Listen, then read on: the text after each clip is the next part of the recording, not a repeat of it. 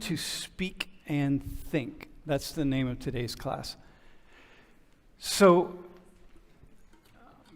back in October, a student organization invited a couple of speakers on campus to do a thing that they called some kind of comedy thing. I'm not really sure what they said.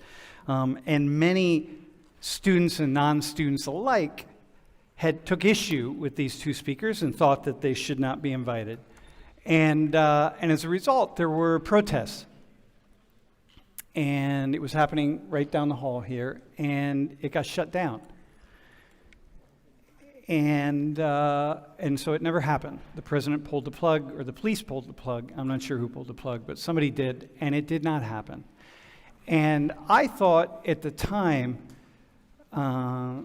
this happened when we were not in class. It's that time when I was not here. And I thought at the time it would be really good to talk about this because this is an issue that we need to include always into a class on race, culture, and ethnicity. Okay? So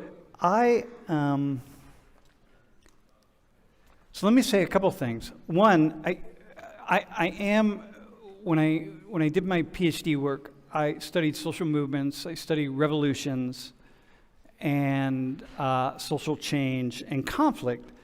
And I understand probably as well as anybody as a sociologist how words that some people say in public and private spaces can lead to outcomes that we don't really want and that are not good. And I understand how disagreements can quickly escalate, especially when they're really hot topics. So and at this point in the semester, however, and I also understand how we all have really strong views about certain things. Like everybody has kind of a stopping point. And the things like that I can't go with. Like I'm okay to go here.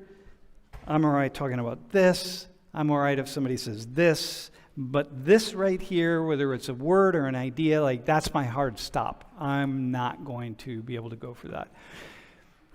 But I also can imagine at this point in the semester, you all are pretty in tune to the idea as we talk about that everything you think and everything you imagine and everything you might say because you believe it strongly, somebody else out there finds it distasteful.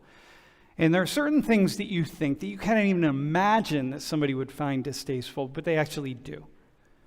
And very much so. And if somebody would like to shut you down, and if they could, they would ensure as best they could that you never, ever had an opportunity to speak.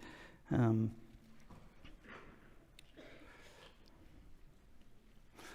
me also say that in a class like this, every issue that we're talking about,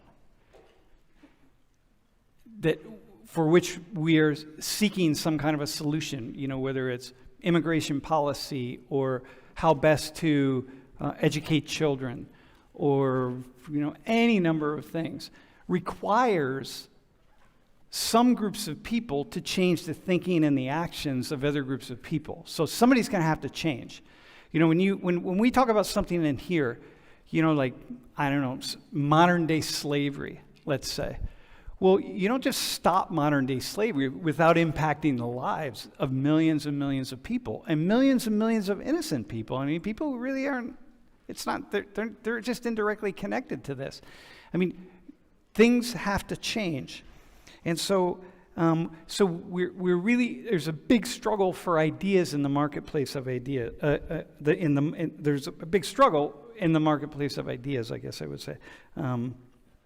But what I would also say is that this event that happened, and the speakers coming in, and the speakers talking about something that's very distasteful, and people responding and trying to shut it down, and ultimately successfully shutting it down, is probably going to be happening more and more. Because as we watch this sort of the pitch, right? The heightened pitch of these disagreements that are just so profound and so divisive and getting ever more divisive. It just keeps growing. And so we can expect to see more of this kind of thing, which is a little bit troubling for me as we move forward. So let me show you regarding this event. This was a quote that I just found today, taken from an article from the Southern Poverty Law Center.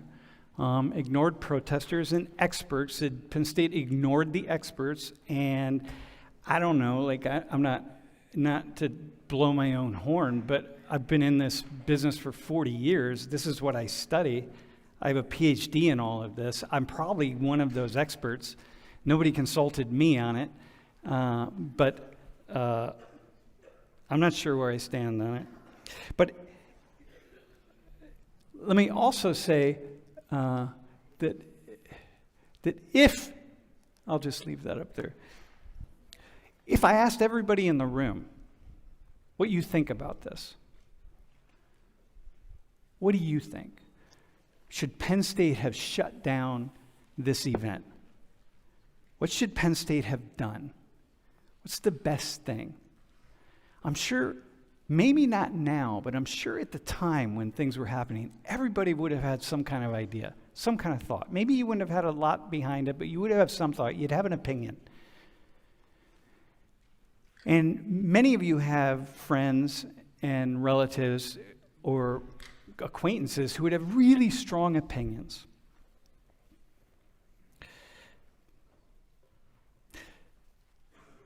And think that you know. And think that it's really clear. And it's really black and white. And what I'm finding increasingly as I age, I'm able to acquire just tiny amounts of wisdom that I didn't have. And I'm finding myself becoming increasingly less clear about these things. And so, when I had lots of ideas about the military, and then I started working with the military, many militaries actually, throughout the NATO alliance, and I suddenly realized I don't know anything about the military. And I thought I had a lot of ideas about the police. And then I started working with the police, and I had opportunities to talk to different police agencies and sheriff's departments and so on. And I realized my own ignorance of not really having any idea what the police do and how they do it and how they think, but yet being paid to have certain opinions about these matters.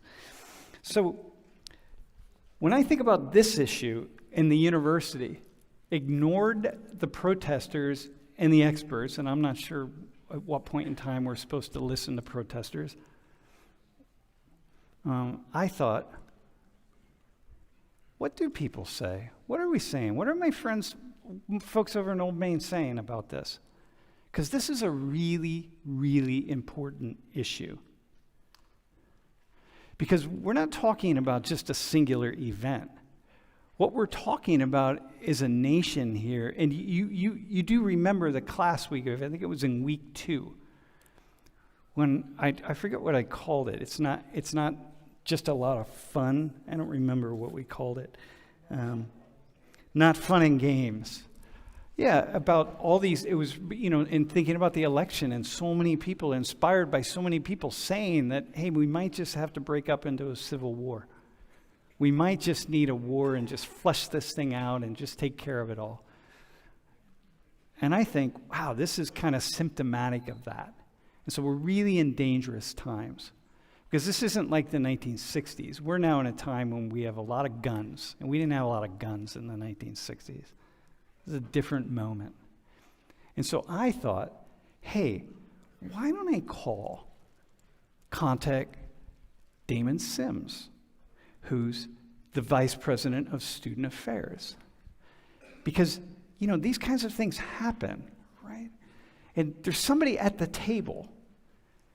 Whoever wrote this article says the university The university is a small group of people. It's a big group of people. I mean, it's a huge institution, but ultimately a small group of people made the decision.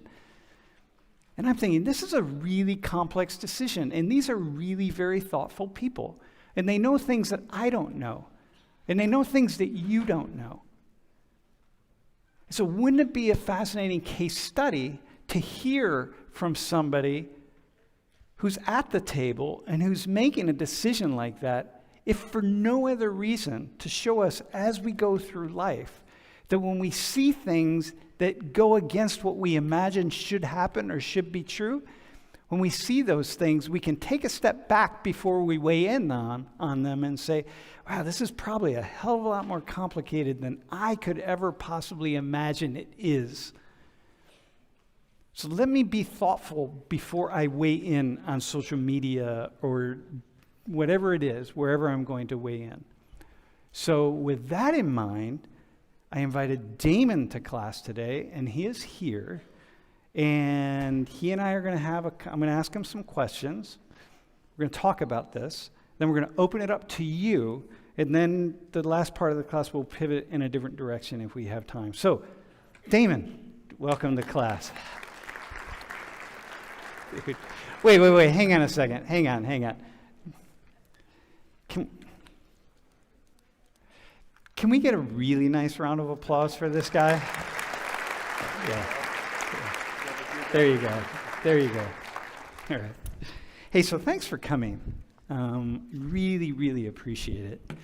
Is there anything I said that you would add on to, or? No, I'd say the point about the complexity Yeah. of these things, they're not black and white. Much of the world, I would say, is not black and white, and this is the best example I can think of. It's enormously complex, and the statement that you saw from the Southern Poverty Law Center is just the opposite of what I would say was happening, which was we were spending an inordinate amount of time, as Sam and I will talk about, trying to figure out what was the best approach to respond to the issues that we knew were coming our way. Yeah, I can only imagine, and so many things to think about. Hey, first off, though, before we get started, I want to show this other thing. So you've seen this photo. Have you seen this photo? I'm sure you have. Damon Sims supports white terror. So I don't know who's holding it, but I hope nobody in this room was holding it. But at the end of class, we'll decide whether he supports white terror or not. We'll take a vote, and we'll let you know. All right, hey, so listen, let's talk about this issue of freedom of speech, because, as I'm talking and I'm realizing, just, in this classroom, for me, these issues, talking about, and the possibility of being canceled at any moment, it's happening here. I just step in the wrong place, I say the wrong thing, and suddenly, I'm out the door kind of thing, right? Freedom of speech really matters, but I don't think that a lot of us really understand what that means. And so, can you just define it? Like, what are we talking about? And what's a legal test or something? Can you? Yeah. Well, you're right. Freedom of speech really does matter, and it doesn't matter any place more than in a university environment. I think at its very core, the university is about freedom of speech, freedom of thought, freedom of expression. And as a legal construct, it really sort of boils down to the freedom to speak, to write, to share thoughts and opinions freely without fear of consequence or punishment from the government. That's essentially what it's about. When we talk about the First Amendment, we're talking about the First Amendment to the U.S. Constitution, which of course is the primary, the overarching law in the country. And it is a restriction on government authority, which is what is expressed otherwise in the Constitution. So we as a public university become an extension of that. We are government, and when we're making decisions about speech, we're constrained by the First Amendment's freedom, which is not absolute, but it's pretty close to absolute in the context of a place like this. Mm-hmm. And it really, and you say it matters for the government, but it also, at a university, it matters here, because without the freedom of speech, you think, any one person here, We always imagine that the things that we say are okay. It's what that other person is saying that's a problem, and they're thinking the same thing. And so in a classroom anywhere at a university, freedom of speech matters. So where does misinformation... Hey, by the way, I should also say you are a lawyer. I'm a lawyer, but I'm not the university's lawyer. So. Got you. But you are trained as a lawyer. So keep that in mind, everybody, as Damon is talking. So where does misinformation fit into this? Well, we're living in a world that's filled with misinformation, so it's important to understand that it has the same protection that good information has, generally speaking. I mean, there are some examples that are exceptions to the rule, but the concern that I think the court has always expressed about whether it should protect or not protect false information is that it's kind of a slippery slope argument, which we'll probably return to a couple of times in this conversation. But it's a slippery slope argument in the sense that if you tell people, false information is not protected, you don't have the freedom to express things that are false, there's going to be a chilling effect on people. They're going to be fearful about expressing many things they ought to express, and it's going to constrain the kind of exchange, the free marketplace of ideas that we like to talk about a lot in ways that shouldn't be constrained. And so misinformation is protected speech also, generally. I should say that at Worldly Conversation years ago, we stopped, we really trained facilitators to not try to correct misinformation or wrong information. So even if someone said something that was just absolutely wrong.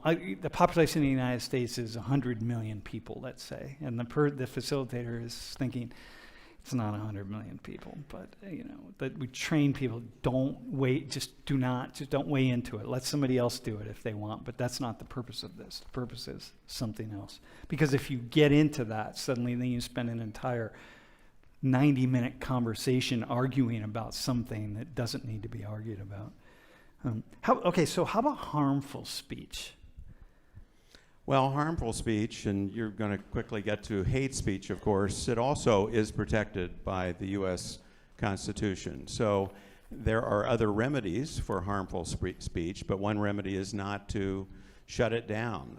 It, again, sort of falls into the category of speech that may be harmful to me, may not be harmful to you, and vice versa, and deciding what true harm is that's derived from speech becomes kind of complicated. And you are living in a country where for generations now we have ascribed to the notion that it is better to maximize the freedom of expression and exchange among us, even if there are other residual harms that occur, because the benefit of that kind of free exchange in a democracy is central to the purposes of a democracy. And it sort of goes back to when we were talking about the university and how important freedom of speech is in a place like this. If we don't have freedom of thought and expression in the context of a place like this, even expression at times that is very troubling to some of us, then we get into a place where we're starting to threaten the core purpose of the academy, of a university, in terms of advancing knowledge, discovering new truths that happens by the free exchange among us of varying thoughts and opinions, many of which are quite disparate from one another and sometimes can cause ill effects for some of us and worse than that. But harmful speech is also protected, and hate speech, in fact, is protected.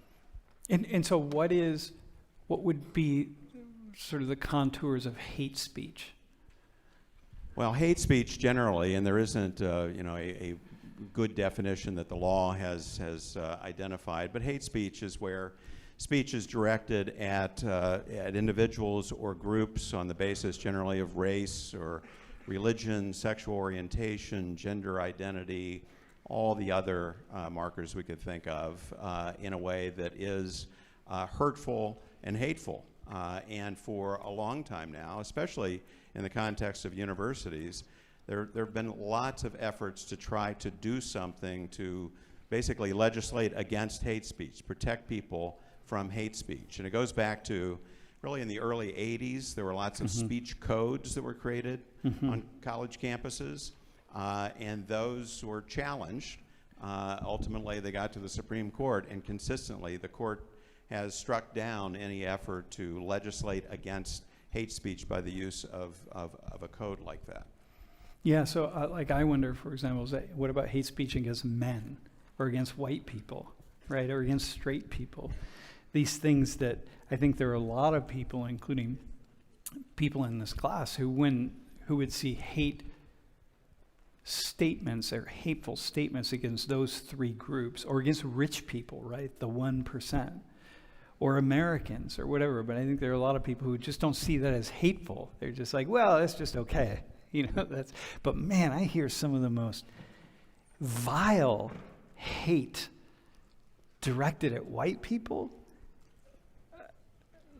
Man, I'm just like, whoa, if you just turn that around or directed at men or directed at straight people, it's like, wow, it's so hard to see, especially if you think that you're standing in a space where you're right and you're justified. I just think that's part of a university space here that we're really working with a lot. So can you, I guess maybe you gave an example of this, but just maybe a few more examples of the kind of the hate speech thing that maybe you come up against as an administrator or here at Penn State. Do you have any that just come to mind?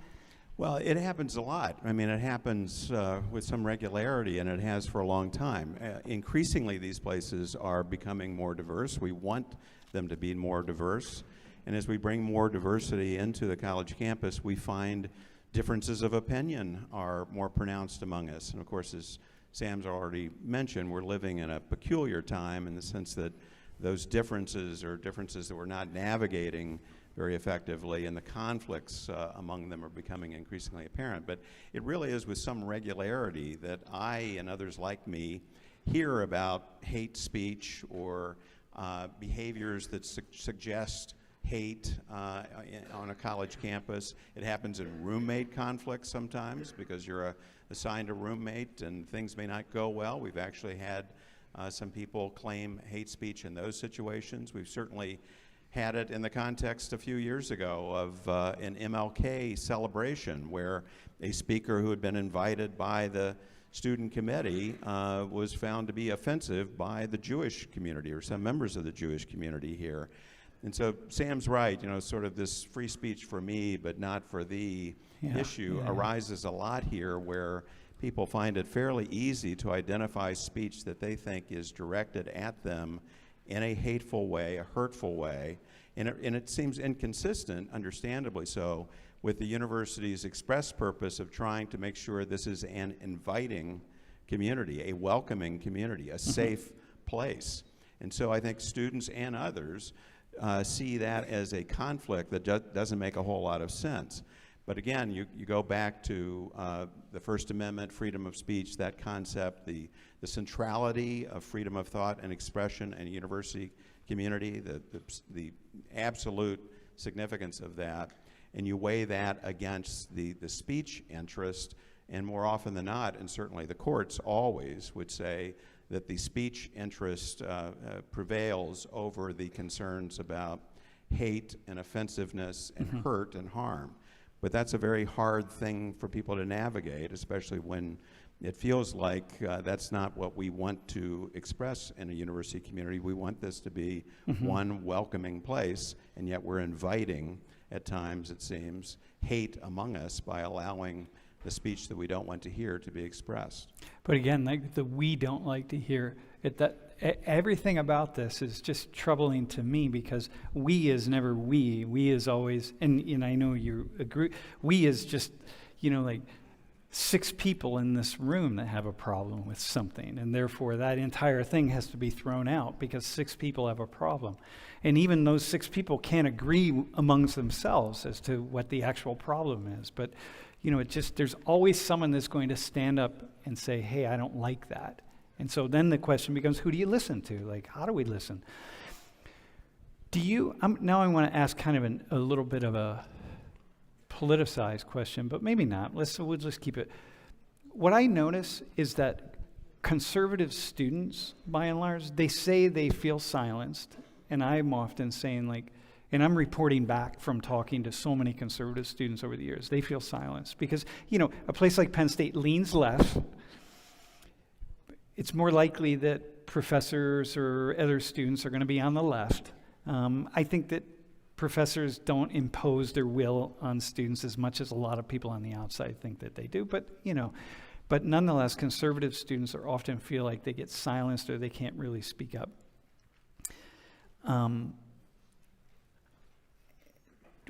Do you have a sense of, could you weigh in on that? Like, what do you hear from your end? I mean, I think it's real, and I think that, the more liberal students just seem so free to just put their ideas out there. Like, assume, the last class that we did with when we talked about Qatar and the traditional Qatari approach to homosexuality.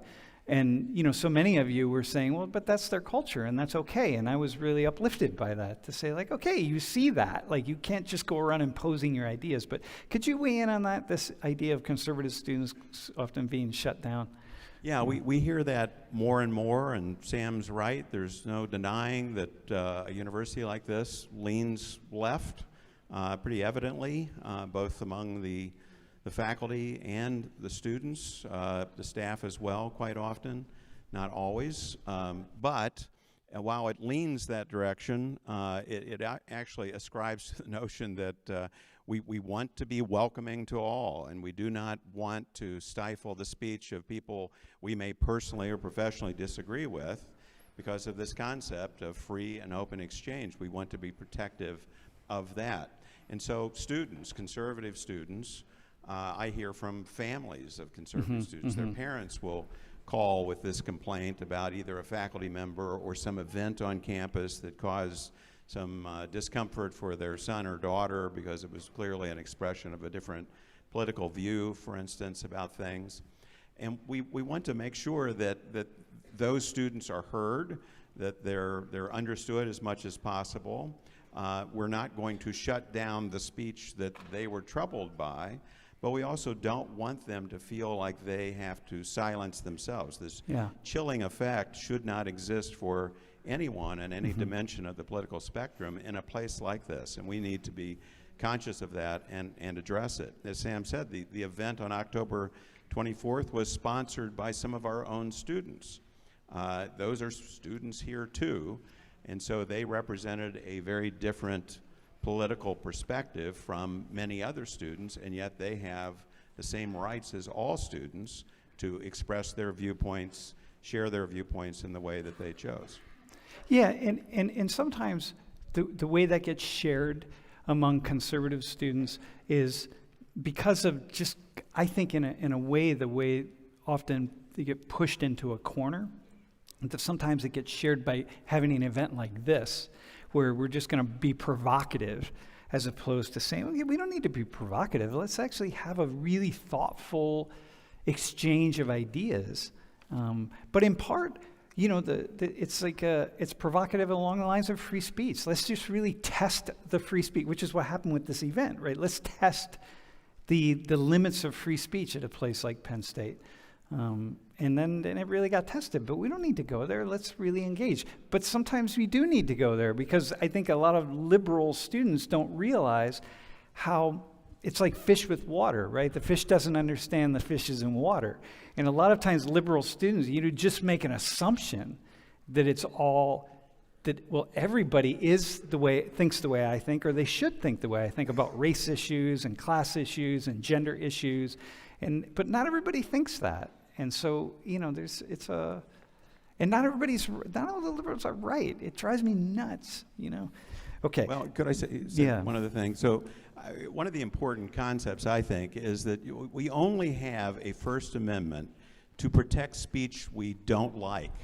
We don't need a constitutional protection for the speech we all embrace or the majority embraces. So the amendments to the Constitution were really to protect individual rights and in most senses to protect the individuals who are in minoritized groups because the majority was protected by the other democratic processes in essence. So I think it's always important to keep that in mind. We're We only need the protection to protect minoritized interest. And historically, freedom of speech in a place like this, which goes back to the early 60s, a movement it started at Berkeley, the civil rights movement, the anti-war movement, and it was the liberals, it was the left that was pushing for freedom of speech, and advocating powerfully. In the same way now that you think the pendulum has swung, interestingly enough, where the right, conservative students are the ones who are trying to defend freedom of speech, because I think they see themselves as minoritized in a community like this. You're right, and the left message is shut it down, right? Tape their mouths shut. Yeah, it's very odd. It's interesting to have been in this business as you and I have for so long, and to kind of see this pendulum swinging back and forth. So let's talk about Penn State, and let's talk about this particular issue. So can you tell us the process? Because I think a lot of students, how many of you are a part of some student organization in some way? Raise your hands high. I just am curious. So this will be really good. Explain the process of student groups receiving funding. Yeah, so we have a fee board at University Park. There's another one for the Commonwealth campuses, and this is a student-run process. The board consists wholly of students.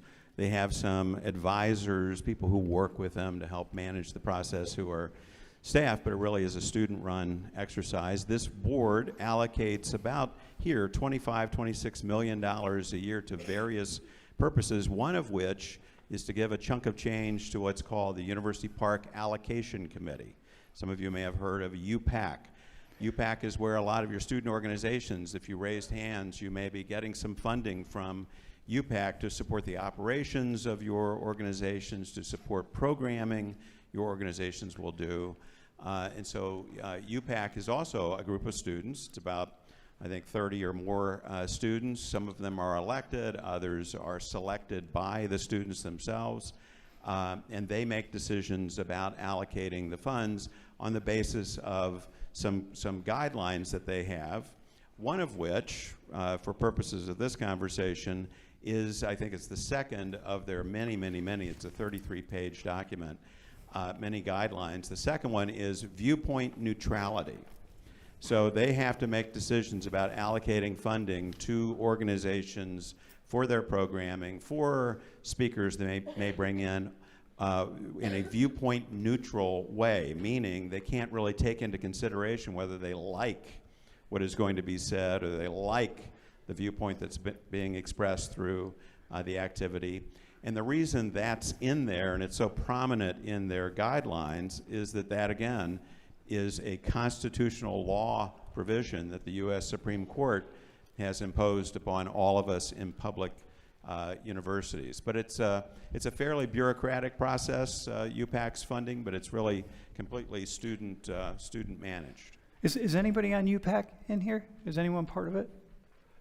In case you don't, people might wonder, like, how can they be, content neutral or whatever? Well, as a faculty advisor to a number of student organizations, I've gone in front of UPAC over the years many times, and I will say, if you follow the, if you follow the guidelines, meaning that, you're bringing a speaker in who's, say, a U.S. citizen, and they're going to stay at a hotel one night, not 2 nights, and this, all these things, and it's reasonable what they're asking for, it's a checkoff box. You get the money. There's no possibility of saying, like, oh, we don't like this person, so we're not bringing them in. And I think that, and we've come to that, right? UPAC, over your time here at Penn State, right? You helped to develop that and do it in a fair and ethical way. Okay. Do you ever run into problems with UPAC, like them not funding something that they didn't like?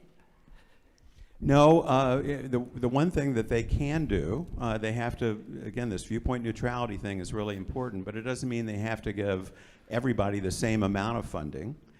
So they do make some judgments about, if you're going to have a larger audience or a smaller audience, you may get more money rather than less money. And there are times that UPAC Again, when there are difficulties, it's usually not with the viewpoint neutrality piece, except you may remember the previous event that the student organization that sponsored the October 24th event had a year and a half ago, where Milo Yiannopoulos was invited to campus. That was one where, frankly, the UPAC students felt like they were under assault because they were simply doing what they had to do in terms of viewpoint neutrality. They were trying to be responsible stewards of the funds. And then they were vilified by an awful lot of folks, students and others alike. And so the only problem we really had was in that moment where those students were really put into an awkward situation. And this matters because you're all students, right? And you have an organization. If you're part of an organization and you want money for your organization, you want to make sure that you have this board here that if you follow the things you're supposed to do, you're going to be able to bring somebody in. Because no matter what your organization does, there's going to be someone out there who thinks that it's a waste of money to spend this on your organization and this thing that you want to do. Whereas you think it's a great idea, but somebody else thinks it's a waste. And so you're always going to be able to find that pretty easily. So at what point then would the university step in to say, or feel obliged, would you, the university, feel obliged to step in and say, okay, hang on, we can't do this. Like, this is like, no.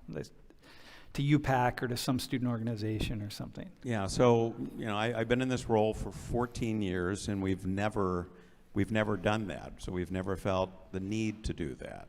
If UPAC was going to be funding an activity that clearly violated law, so some group comes in and they want $10,000 so that they can throw a kegger on the Old Main lawn and have underage students come and enjoy themselves, we'd intervene there to say, no, you can't violate the law. Or if you're going to fund, bungee jumping off of Beaver Stadium by some student organization, we'd say no to that. But that hasn't happened.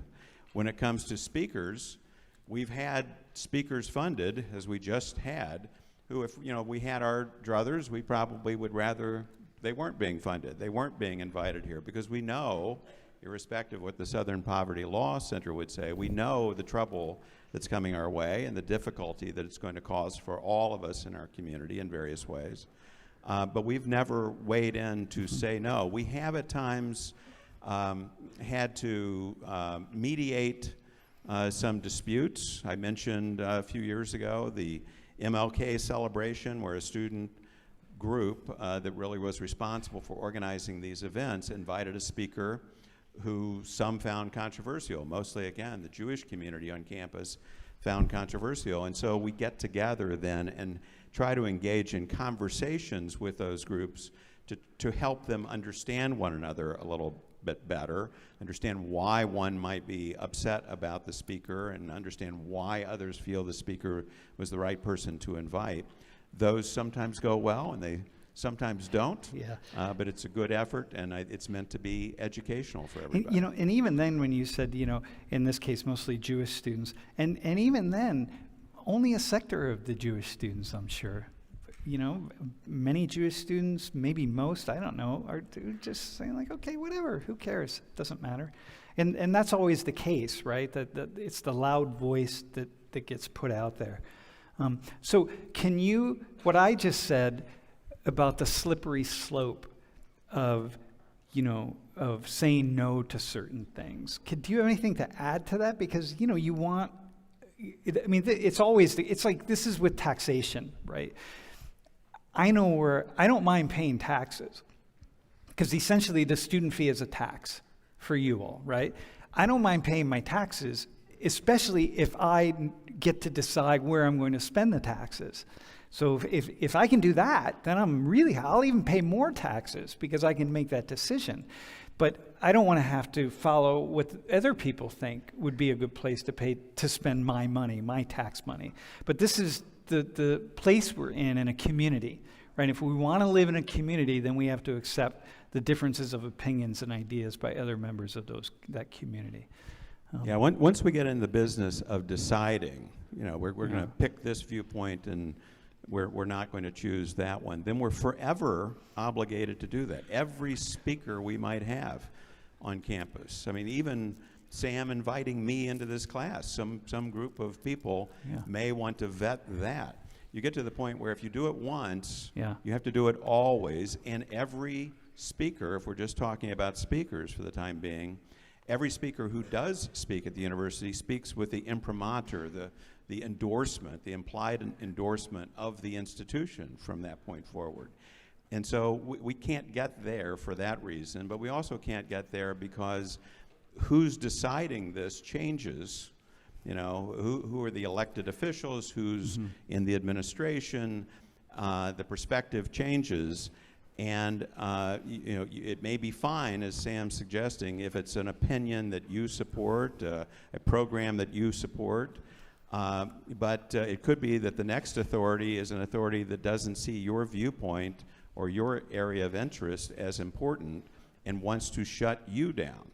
And so there's this equality in the way that we do it so that everybody seems to be reasonably well served. And even people were arguing that, like, okay, we shouldn't be spending $7,500, right? So, and what I tell people is I would suggest you go to the UPAC meetings and see how much money is spent on things that you don't think are really that important. $7,500 is a tiny drop in the bucket toward things that I see them come onto campus, and I think, wait, how much are we paying for that person? Like, really? Like, oh, that's a lot of money. Like, oh my God.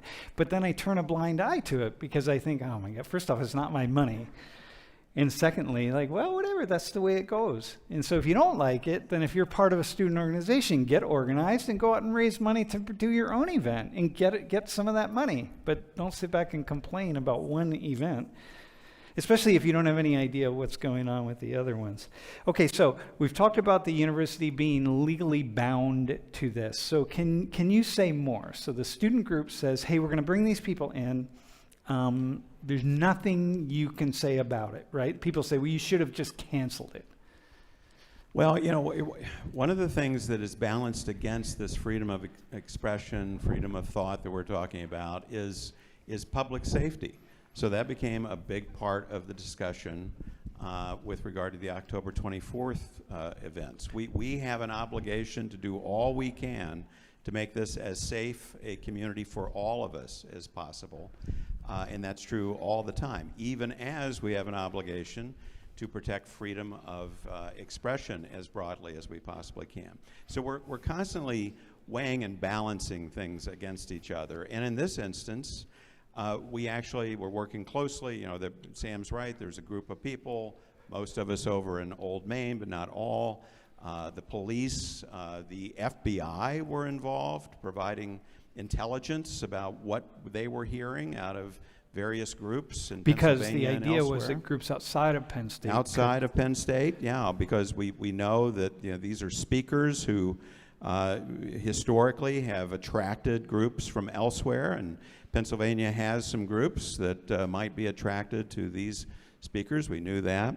So we're for a period of weeks leading up, we're having regular conversations about where does the intelligence suggest we are with all this, and there was no specified threat. If there were a very specific threat, an imminent threat, then we might have been able to take some different action. Because a few years ago, people will say, you'll remember Richard Spencer, remember that name? Yeah. So Richard Spencer, another controversial speaker who had been a seminal figure in the Charlottesville, Virginia events a few years ago, which happened only a few weeks, actually, before he tried to invite himself, in essence, to Penn State to speak. And we said Richard Spencer is not welcomed now because we felt that the events of Charlottesville, his role in those events, made it close enough in proximity to the event planned here that we could say you're not invited now to join us, because we felt the threat was real. The other difference was that he was not being sponsored by an academic unit or by a student group. And that's an important distinction, because those are parts of our university community, and when they're sponsoring these speakers, regardless how controversial, we're going to be much more amenable to them than we would to Richard Spencer just calling us and saying, I want to use your space to give a speech. So we said no then. So if Richard Spencer had been sponsored at that time by a student organization, the university would be compelled to say, okay. Well, not really, because part of the analysis was what is the public safety issue here in the Charlottesville thing, whereas in the most recent events, October 24th, those speakers had not really been associated with the Proud Boys for years. And in the event that somebody doesn't see the distinction, the Charlottesville I'm not sure what to call that, but the dust up, it was more than a dust up. I mean, that was a really seriously, potentially very, very violent event. And so a troubling event. That involved death. I mean, there was a fatality. So if you are, in the other thing that people don't really understand is that, or what needs to be said here, you said it, but you are responsible for the safety, for what happens here. So if things blow up and things get violent and people are hurt, then you're responsible for that. So it's just like a parent, like people, it's like you don't really understand these kinds of things until you're in a position of a certain amount of power and realize that the responsibility rises to you. And then you have to make sometimes some very difficult decisions like that. Mm-hmm. Bro. So the speakers were just gonna come to like an auditorium like this and then just speak to Richard people Spencer. about.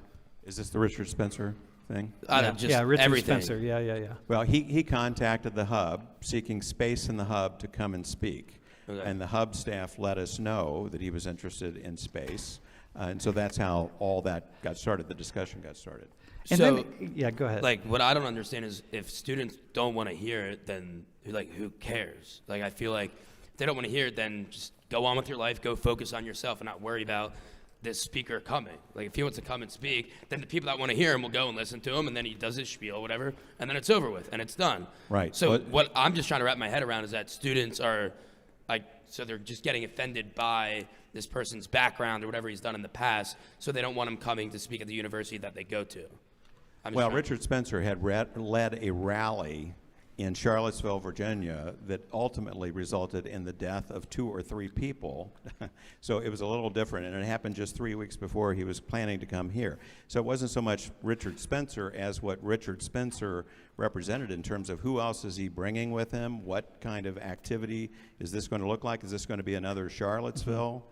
Are they going to march through? Are they going to march through campus with tiki torches? Yeah, exactly. Yeah. You've probably seen that, where they're marching through the lawn there at University of Virginia. That was that event. And so the idea here is that you're legally responsible for what happens here, right? So if I rent this room, if I reserve this room for this coming Friday night, and I work at Penn State, and I have some kind of rally here, in the end, I'm not really responsible. But you're responsible. And a rally for what? Who knows? What whatever I do.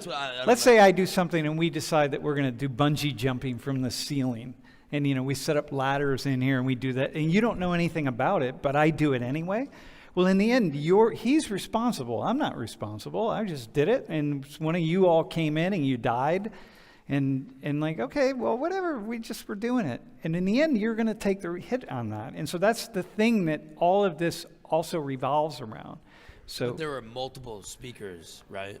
That's it. So there are 2 different things. One is Richard Spencer thing, who just wanted to come on his own, right? So, that's like... I think I was more so talking about the other person. Okay, the other people. Okay, got it. Yep. Yeah, and they were allowed to come. That's the thing. So they came. I mean, it was all set. They came. They were ready to go. And then what happened? Well, right, they came. They were ready to go. After all those weeks of talking, we said, fine, let's move forward with it. We have a plan. The plan involved a lot of different law enforcement being here in case things went south. And then it's just this... But wait, can I just interrupt you, though? But the first take, though, So when Lori heard they were coming, Lori said, "Oh, wouldn't it be awesome just if you don't want to listen to them, just don't go.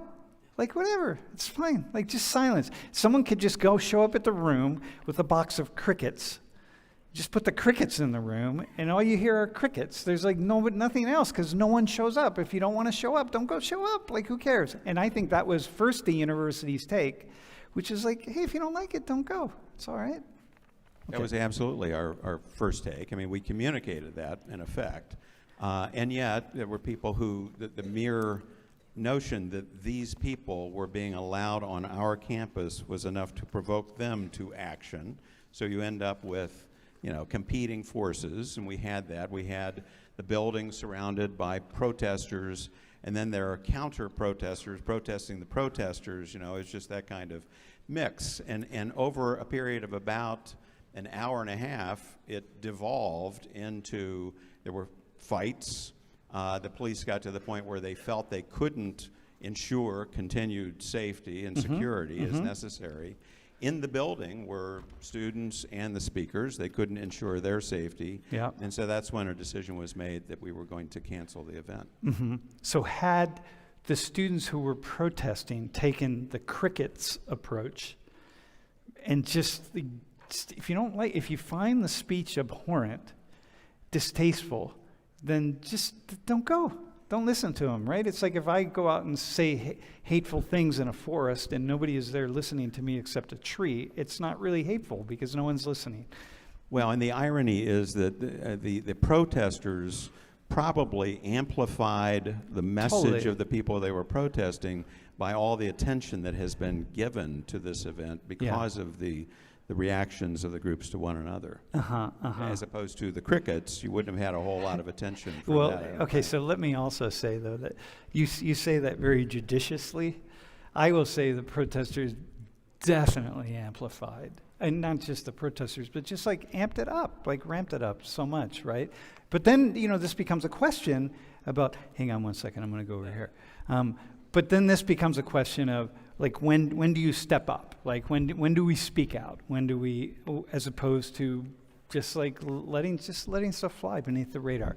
Hang on, I want to open it up. Can you take a mic up there? I want to open it up a little bit. Yes. Hi, I just had like a question relating to like the protests. I feel like it's been continuously shown that Penn State likes to tend to shut down protests that I've seen. It feels like they don't allow the opposite voice to be said. Like, I understand that maybe they amplified what was being spoken about, but I feel like it's the right of students to be able to protest. I just want to hear your response of why Penn State feels the need to shut down protests, or because when I go like in the hub and they were like handing out flyers about the protests, I would see janitors picking them up and throwing them away immediately after it's being like put down. So I was just wondering like your response to that. Well, you may have other examples where we've actually shut down protests. Again, in 14 years, I only know of one example, which was I don't know October an 24th. example. It was just the one with the I can't say his last name, Milo. It felt like Penn State didn't like the protest. I'm not saying shut down, but it felt like they didn't want something like that to happen, because they then did put the Love is Louder event happening immediately during that. It felt like it was a deterrence from people protesting Can I respond to this really fast and then you respond? Listen,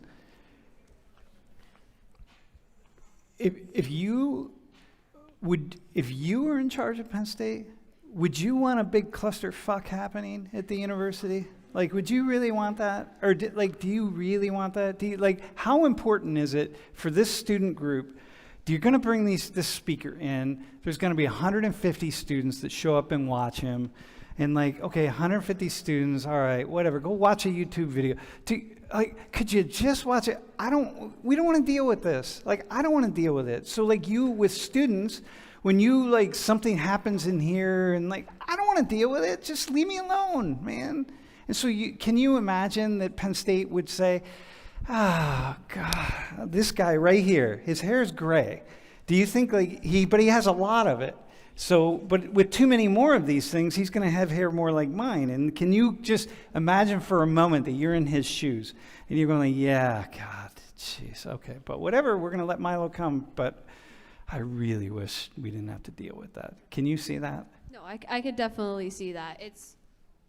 I understand it completely. It's just, it's more just the fact that, like, if they can speak, I feel like the First Amendment right of protesting should be also upheld completely.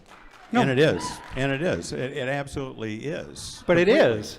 And in fact, the Love is Louder event, which is largely student organized, was in response to the speakers. I mean, one of the things we always talk about is if you don't like the speech, I mean, Sam suggested that you can ignore it. That's one approach. Another approach is maybe better speech in response to it. And so the Love is Louder event was meant to as a counterweight, but it was supposed to be an expression of unity and community, and students organized that. And so, you know, I think that we work really hard at letting all this expression happen all over the place, and it's challenging at It's so best. challenging. My God. And I wasn't just trying to fight you on it. I just was very curious because of the response that Penn State released multiple times that night. I was just very curious behind the thought process. no, but of listen, yeah, but I want to say something to you, right? But what you said are words that go out into the world, right? And what you said when you started was, can you explain why Penn State has so many examples of shutting down protests, right? And so, but you said those words, and they're out there, and it's just not true. It doesn't sound like it's true at all from what I'm hearing. It's not. I've been here 31 years. I've never seen it. Okay, well, I actually have a personal example where I got shut down once, and threatened with arrest for free speech issues. But ultimately, that went to the courts, and that was, but. Yeah, so this is the thing, right? So this is what I want to say is you have to just be really careful with words. Yeah? Okay. Yeah. Hey, by the way, whatever some people clapped about, what'd you clap about? Like, whoever clapped, could someone just say? Yeah. All right, hang on. All right, go ahead. Okay, so you were talking about like how the FBI was involved in stuff and that you made sure it wasn't a threat beforehand, but then clearly, like, it ended up getting kind of violent, so it did have to be shut down before the event. In a case where there were to be another event like this, where someone invites someone that's very controversial, what is your plan to deal with the conflict before it gets that bad? Well, if I heard that, you're asking if this happens again, another controversial speaker's coming, and we could anticipate that maybe there's going to be some violence. Will we shut it down in advance? Is that what you're asking? Yeah, what plan would you have? Okay, so there is this this is a really tough and messy and gray concept, okay? None of this is black and white. But there is a concept called prior restraint that is really opposed by the courts in most important ways, meaning trying to restrain speech before it ever happens, anticipating problems that may result. That's wildly disfavored, okay? And this is part of our challenge because we have to have a sense that there is imminent threat, I mean, immediately about to happen, some threat, physical harm to people or to the public, and that would be a very rare circumstance. So it's doubtful that we would do anything differently, although we can manage time, place, and manner issues. And so we might have the speech, instead of having it in Thomas, which is in the core of the campus, we might decide to have the speaker someplace else, which is more removed from the core of campus and not so close to student residences and that sort of thing. So there are some things we could do differently. And in fact, I was part of a conversation where we were debriefing about this just this morning, and we were talking about different kinds of protocols we might use. But in the end, the intent is to try to allow maximum expression of all sorts, including protests, counter-protesters, as much as we possibly can, while also protecting, to the fullest extent we possibly can, public safety. And that's a really tough balance to strike. It's a mess. It's so difficult because you can imagine that, you went to this protest, as most people who were there just showed up just to see what's going on. I mean, that's why you show up. And you went and you got hurt. And then your parents blame Penn State for you getting hurt. And then and somebody else blames Penn State for not shutting it down ahead of time, and then someone blames them if they do. It's just one thing after another. There's like almost a no-win. Bro, do you have a...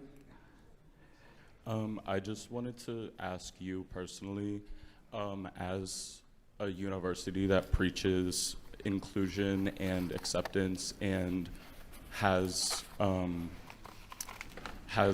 gay pride flags hanging on the campus, inviting a group that is blatantly homophobic, blatantly racist, blatantly anti anything that isn't straight white people, and also at the same time housing individuals of those minority groups a 1 minute walk away from the place that you're hosting them.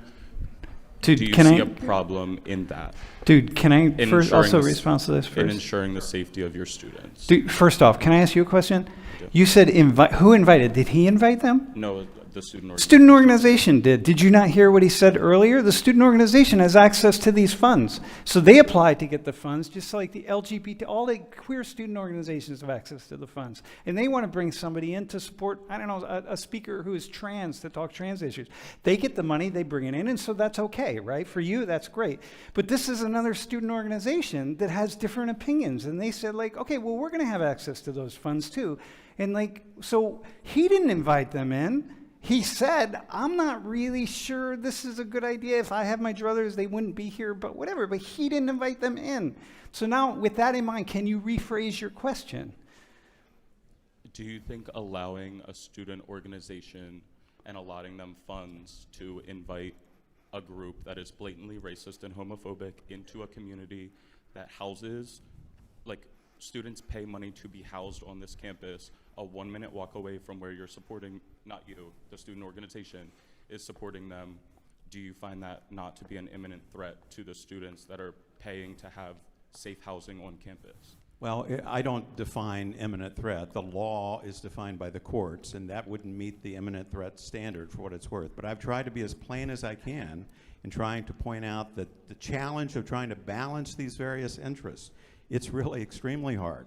So I acknowledge that for students, for staff, for faculty, for members of the community, for parents of students, for alums, it's hard to understand how the university can talk in one moment about its commitment to diversity, equity, inclusion, and belonging, and say we're fully committed to that and doing all we can to ensure that everybody feels welcomed here, and yet we would permit a group to invite a hateful representative of some sort to the same campus we're trying to ensure is a place where belonging is going to happen. So that's extremely difficult. It is absolutely extremely difficult. And so what we do is we try to express our values in terms of diversity, equity, inclusion, and belonging, irrespective these speakers who are going to be on our campus.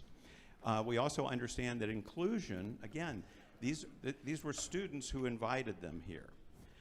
And so we have to be inclusive of all students who are here.